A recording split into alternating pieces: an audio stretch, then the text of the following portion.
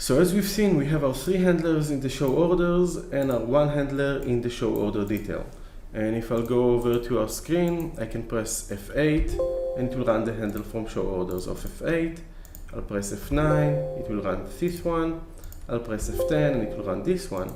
And if we are on show order details and I'll press F8, it will run this handler and then the same handler in its parent controller in show orders.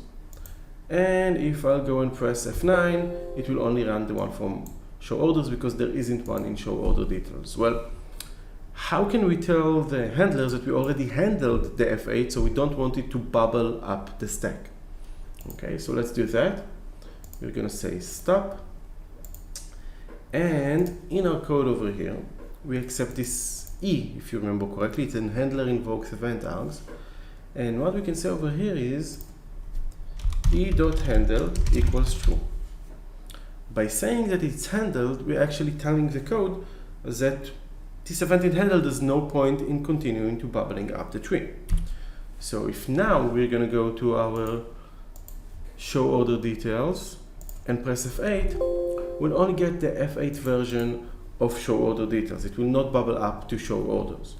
So that's one way of handling it. We can say handled equals true and it will stop bubbling up the stack. So to determine that it's handled, all we needed to do is say e.handled equals true. Okay, we're using the handler invoke event args to indicate that it was handled and there's no need to search for another handler.